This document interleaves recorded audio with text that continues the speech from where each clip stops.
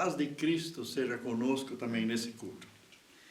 E é maravilhoso olhar na Bíblia os personagens, tanto Jesus como os discípulos, os profetas, mas hoje nós queremos ver uma pessoa muito importante, talvez a mais importante de todas, o nosso Pai Celestial. O Pai de Jesus Cristo, e cujo nome, a família aqui na terra, toma também o nome dele, o nosso Pai. Queremos ver hoje à noite algumas características do nosso Pai. Porque nós temos as nossas experiências com nossos pais terrenos, autoridades terrenas. E muitas dessas experiências não foram boas. E quando nós pensamos em Deus como Pai, nós tentamos entender Deus assim, mas Deus não é assim. Então tem uma história muito comovente na Bíblia, que todos já conhecem, praticamente tudo que já, toda pessoa que lê a Bíblia, e ouve-se já muitas pregações, Lucas capítulo 15. Então, em Lucas capítulo 15, nós não queremos ler aquela história que o filho abandona a casa, vai embora, gasta tudo, e queremos agora ver a parte quando ele decide voltar. Então, nós temos muitos mistérios aqui, do pai e também do filho, mas tudo movido pelo pai, quando ele decide voltar. Então, no versículo 18, já está a decisão tomada, e o filho confessa: levantar-me-ei, e irei ter com o meu pai, e dir-lhe-ei: Pai, pequei contra o céu e perante de ti, já não sou digno de ser chamado teu filho, faze-me como dos teus trabalhadores. Quer dizer, esse filho tinha perdido tudo, também sua autoestima, ele não se achava mais ninguém. Ele apenas queria ser um outro escravo, porque o servo, trabalhador na época, era escravo, né? E Jesus mesmo disse, o filho não sabe, o escravo não sabe o que o seu dono pensa, o que ele faz, mas o filho sabe, né? Então, ele já não se considerava mais filho, ele estava tão decepcionado consigo mesmo, e ele achava que a única coisa para sobreviver é me tornar escravo ainda do meu próprio pai. Confessar para ele que eu pequei contra ele, mas não tenho mais esse valor que eu tinha antes. Então, eu não quero, a autoestima estava lá embaixo, né? E o que acontece então?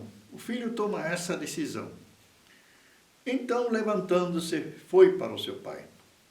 Quando ainda estava longe, viu o seu pai, e se moveu da íntima compaixão, e correndo lançou-lhe ao pescoço e o beijou. E o filho disse: Pai, pequei contra o céu e perante ti, já não sou digno de ser chamado teu filho.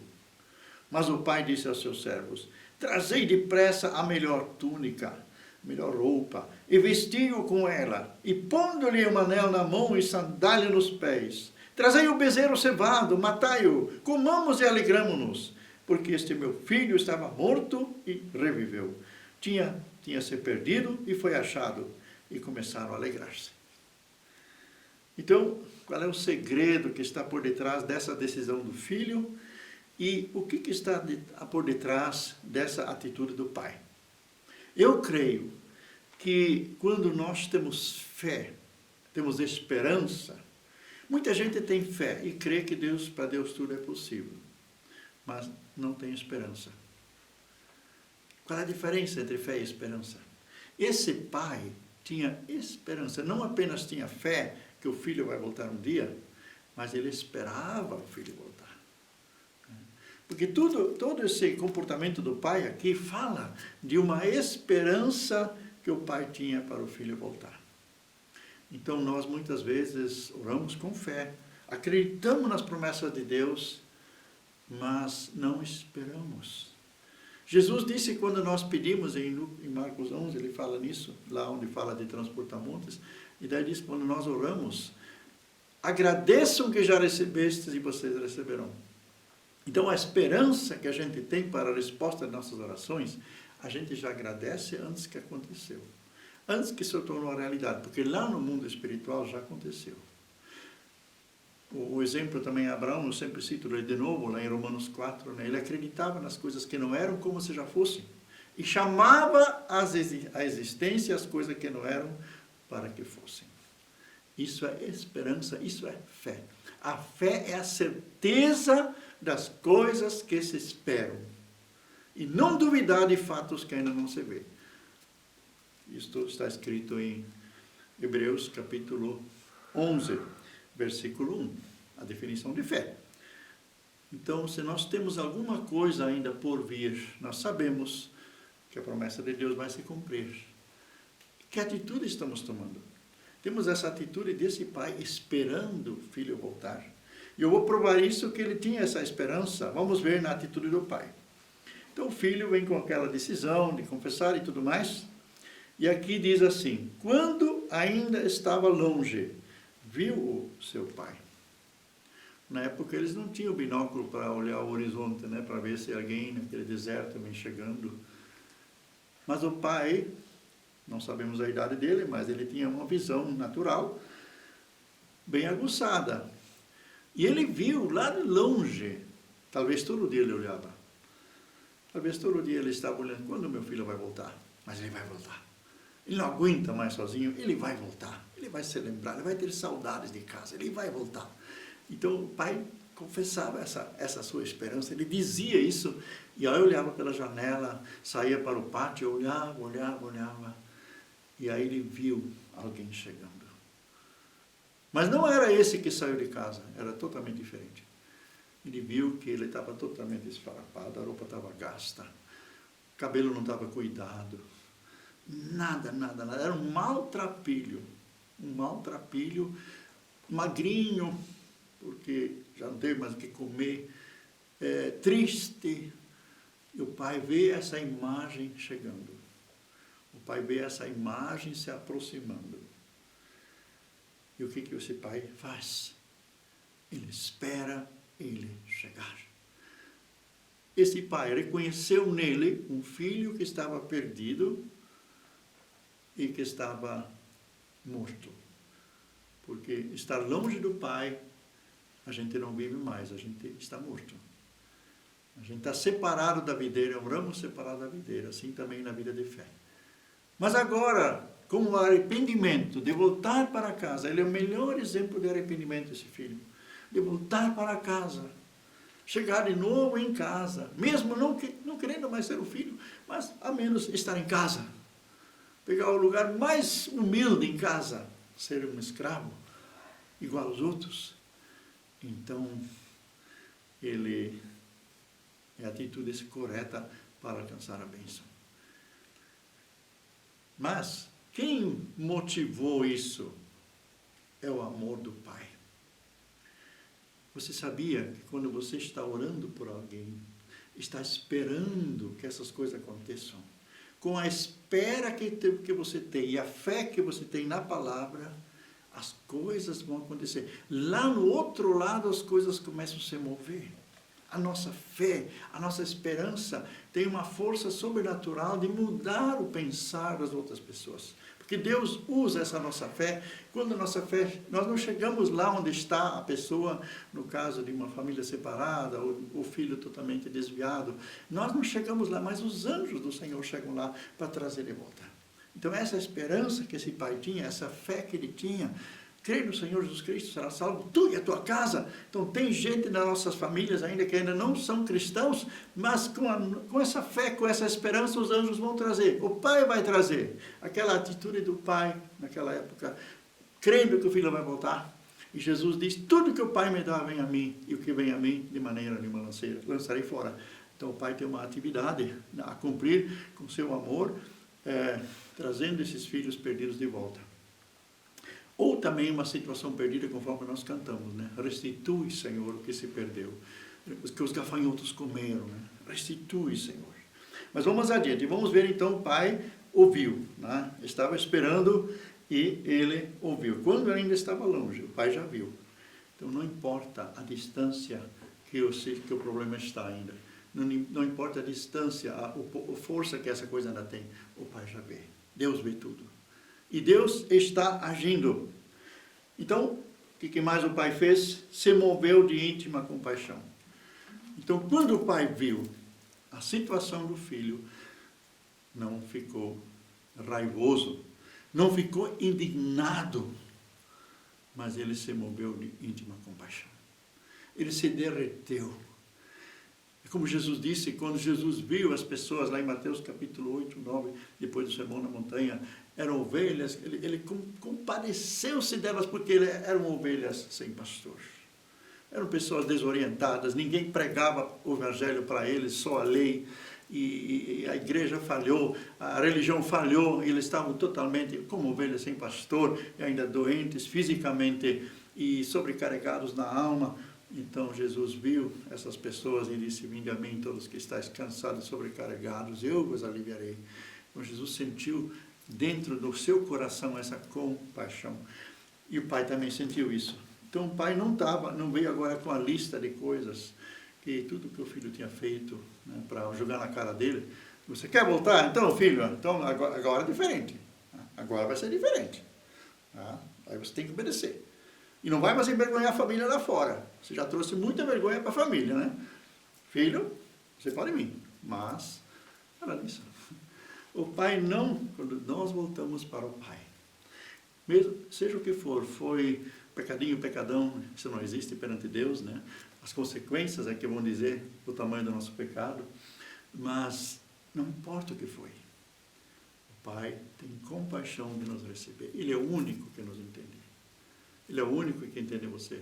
Não tenha receio de voltar, porque a soberba que a gente ainda tem nessa situação é não querer se encontrar com Deus. É não querer dar o braço a torcer. É não querer se humilhar debaixo da mão poderosa de Deus, para que sejamos abençoados. E aí o diabo continua usando a sua força para nos separar do Pai, dos irmãos, separar da vida verdadeira, separar das bênçãos. Então o pai tinha compaixão dele, e uma compaixão, ela tem obras, ela tem atitudes. Se nós temos compaixão com alguém, então nós temos atitudes positivas. E qual foi a atitude positiva? A atitude positiva do pai, primeiro foi correndo ao encontro. Ele não esperou o filho vir.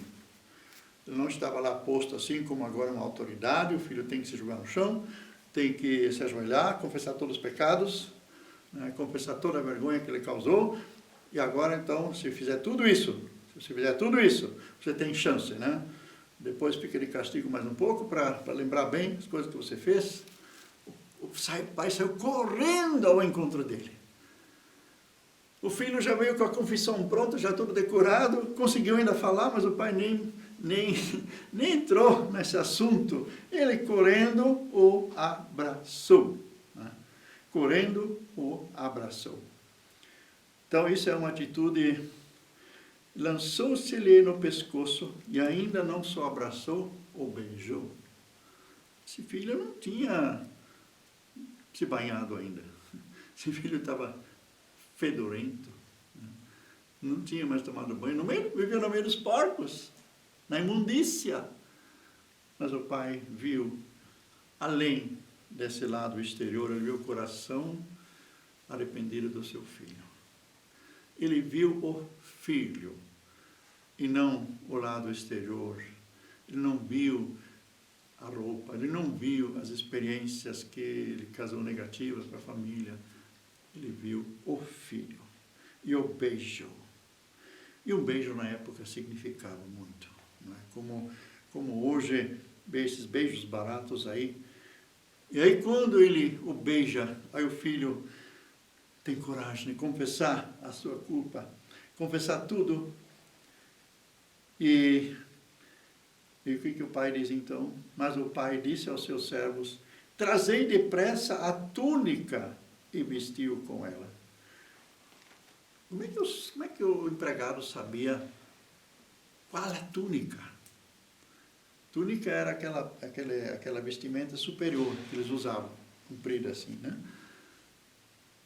Como é que o empregado sabia onde estava aquela túnica?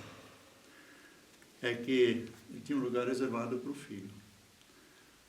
Essas coisas são do meu filho. Quando ele voltar, ele vai ganhar uma nova chance.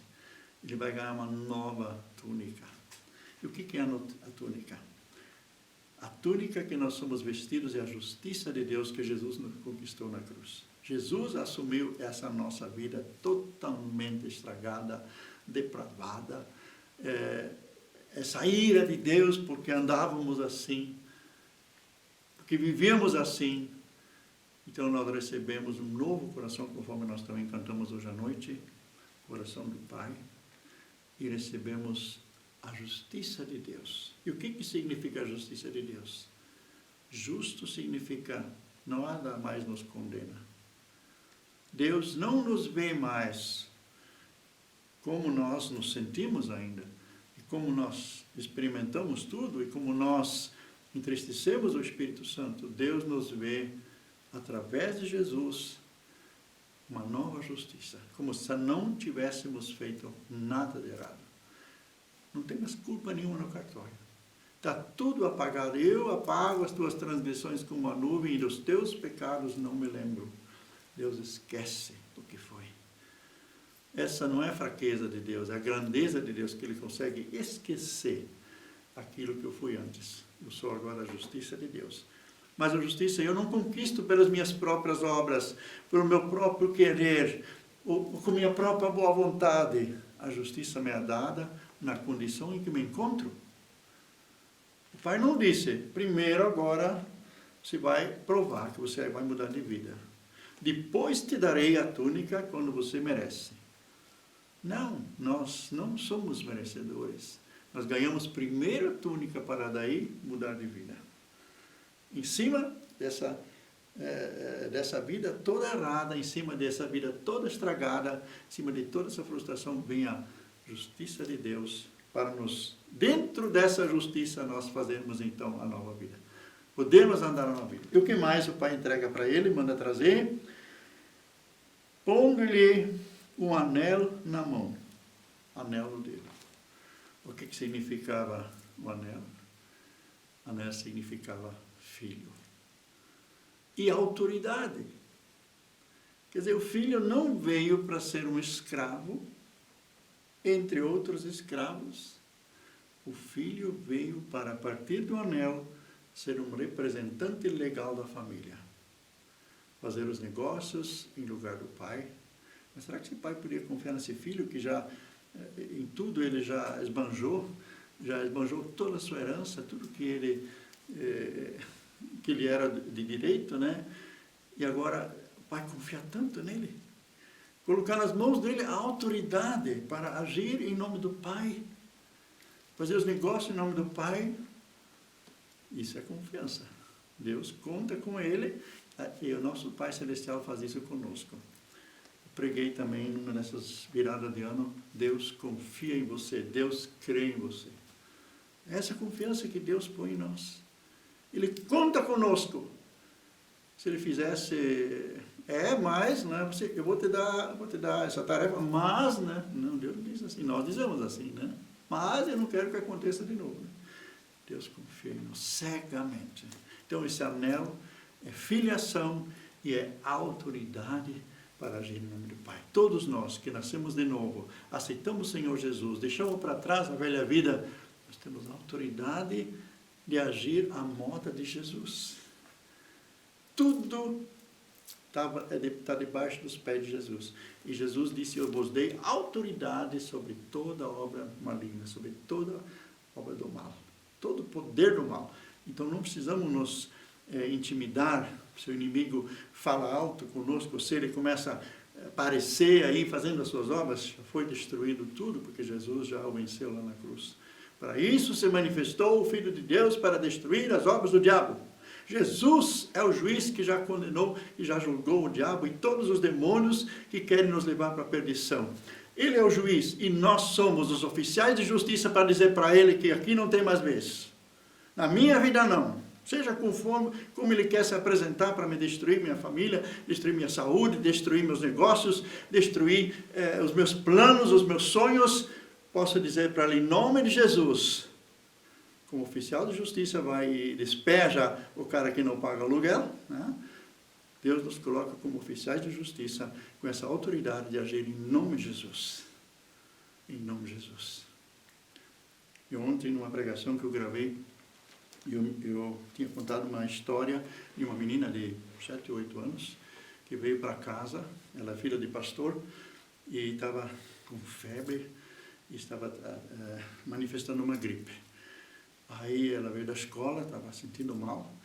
Aí o pai disse, filha, vamos orar em nome de Jesus, para que Jesus te cure. Não, pai, não precisa, eu já sei como é que você faz. Ela foi para o quarto, se ajoelhou, e em nome de Jesus, ela já conhecia as artimanhas de Satanás. Ela disse, eu não aceito em nome de Jesus essa gripe, porque não vem de Deus. E eu não vou faltar na escola. Eu vou fazer minhas tarefas. Em nome de Jesus, desapareça da minha vida. Tu não tem vez comigo, porque eu sou de Jesus. Durou meia hora a luta dela lá no quarto, e ela volta totalmente curada. Nós não tomamos a posição de filhos do Altíssimo, de embaixadores de Cristo. Nós deixamos o diabo pintar e bordar conosco. Então vamos assumir a nossa posição de filhos, depois de aceitos, perdoados, agora justificados. E mais uma coisa que aconteceu aqui, o terneiro, o bezerro cevado. Então já tinha preparado, o pai já mandou preparar um terneiro para estar no ponto de abate, para que quando fizer a festa do filho, estaria pronto já. Então, muito tempo antes, já o pai já estava comemorando essa volta. Isso a fé faz. Antes que as coisas acontecem, nós já comemoramos a volta. Em nome de Jesus. Pelas promessas que a Bíblia nos dá. Não estamos sempre fazendo as mesmas orações. A primeira vez nós choramos, quem sabe até jejuamos, nos consternamos diante de Deus e a situação está tão difícil, parece que o inimigo e tudo está caindo em cima de nós. Mas daí de repente a gente refaz com as promessas, a gente começa a esperar e a gente já começa a agradecer no meio da situação antes que ela se mude. O pai já tinha preparado esse animal para a festa. Já estava sendo preparado, já estava cevando essa novilha, podemos quase dizer, para fazer uma festa, uma churrascada, como nós dizemos no Brasil. Então, não mandou buscar lá do campo um animal qualquer, não, aquele que já foi preparado para essa festa. A fé é a certeza das coisas que se esperam e não duvidar de um fato que a gente não se vê. Esse pai é um exemplo para nós, uma vez de compaixão, outra vez de esperança, outra vez agora de fé e de realização.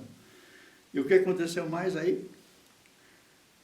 Antes do bezerro, ele ainda colocou sandália nos pés. O filho veio descalço. O inimigo, ele nos desnuda. O inimigo nos faz envergonhar. E de repente você se sente um maltrapilho, uma pessoa explorada, tanto pelos homens, talvez da área da saúde. A gente não é mais ninguém. E agora o pai está fazendo dele um alguém. Um alguém que merece ser respeitado. Uma vez eu viajei para o Brasil e me roubaram meu sapato bom lá. Fui lavar e me roubaram. Aí estava um outro, assim, uma galocha simples, né? Aí passei numa cidade, visitando lá um pastor amigo, dizendo, você vai pregar na igreja amanhã. Eu? Camisa de manga comprida eu tinha, mas não tinha sapato. Aí o pastor disse, vamos lá comprar um sapato para você. Aí fomos na loja, né? E recebi então um sapato novo. Em casa eu tinha, aqui na Alemanha eu tinha, mas lá no Brasil eu não tinha. Não queria comprar um sapato lá, porque para que ter dois aí já tinha aqui, né? Eu comprei um sapato bom, um sapato caro, nunca teria gastado tantos reais. E para me calçar, para ser digno de um pregador, no domingo pregar nos 2 cultos da igreja dele, tanto de manhã como à noite. Então me veio isso agora, o filho também estava descalço, e para tomar a posição dele precisava de um calçado. A sandália é um calçado que a gente firma bem no pé, né? Na época usava sandália, né?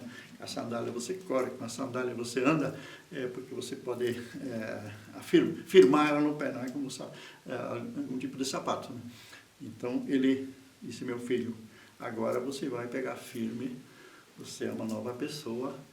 Eu confio em você. Você tem diante de ti uma grande tarefa a fazer, e para isso você precisa estar bem calçado. Então nós somos calçados, diz lá em Efésios 6, com a pregação do Evangelho, com a preparação para divulgar o Evangelho. Então Deus nos calça para podermos andar firmes, para dar passos firmes em veredas retas, né? Tudo o calçado faz, né? Se o calçado não é bom, você fica meio tropicando, o pé fica doendo, fica dando calo, e você não consegue fazer aquilo que você gostaria de fazer. Então o Pai deu um calçado que faz do filho andar firme, veredas retas, tomar decisões seguras, e não mais se deixar levar pelos ventos da esquerda, da direita, das tentações da vida, andar realmente nos caminhos do Senhor. E para isso precisamos estar bem calçados para andar nos caminhos do Senhor. E daí vem a festa, manda trazer o bezerro, e eles se alegraram. Aí quando está todo mundo comendo, aí o pai diz: este meu filho estava morto e reviveu. Tinha se perdido e foi achado. E começaram a alegrar-se. Existe festa no céu. Quero dizer para você que você se sente hoje à noite, ou durante o dia, não sei quando você vai ouvir essa pregação, ninguém, uma pessoa derrotada, uma pessoa explorada, uma pessoa totalmente aniquilada. Não creio nisso. O teu Pai Celestial te ama e faz uma festa quando você clamar pelo seu nome. Apenas dizer: Pai, tenha misericórdia de mim, eu errei. Eu não quero mais ser essa pessoa. Eu quero viver a vida plena, Jesus, que tu ganhaste por mim lá na cruz. E o Pai te abraça, Pai te perdoa. O Pai não lembra mais o que foi. Você recebe a justiça de Deus, você recebe o anel no dedo, você agora é filho e não mais escravo de ninguém e de nada. Você é filho, onde o Pai coloca toda a confiança, e você tem sandália nos pés para agora andar uma vida correta, conforme Deus quer, tomar cativo cada pensamento na obediência a Deus, como diz em 2 Coríntios 10, e você anda nos caminhos do Senhor, e os anjos fazem festa por mais um pecador que se arrepende. Que tal você participar dessa festa hoje à noite, voltando para os braços do Pai, voltando lá onde você tinha se perdido, onde você tinha abandonado, quem sabe, a família terrena e também a família celestial. E sabe, lá de criança já tinha tomado uma decisão, já estava uma vez em casa como filho pródigo, depois saiu. Então é hora de voltar. O Pai te espera. Ele está esperando cada um que se afastou, ou pela primeira vez você ouvindo o Evangelho essa noite, você volta. E esse Pai te abraça e faz uma festa no céu. Então, não esqueça quem é Deus. Não é comparável com alguma autoridade aqui nessa terra. Vamos orar? Nosso Deus e Pai, obrigado que Tu és o Pai de Jesus Cristo e colocaste toda a culpa sobre Jesus, todo o pecado, toda a obra destruidora de Satanás que atingiu as nossas vidas, Tu já removeste através da morte de Jesus na cruz. E nós agora podemos, através da Tua palavra, confiar, ter fé e esperança de que a partir desse momento somos uma nova criatura. As coisas voltaram, tu restituíste o que os gafanhotos comeram, e as coisas, como disse Paulo, estou crucificado com Cristo, já não sou eu quem vive, mas Cristo vive em mim, e o que vivo agora na carne, vivo para o Senhor, e as coisas antigas já passaram, tudo se fez novo. Que assim seja a experiência de cada um de nós. E nós queremos caminhar em Teu nome, divulgando o Teu Evangelho, com as sandálias que Tu coloca em nossos pés. Em nome de Jesus. Amém.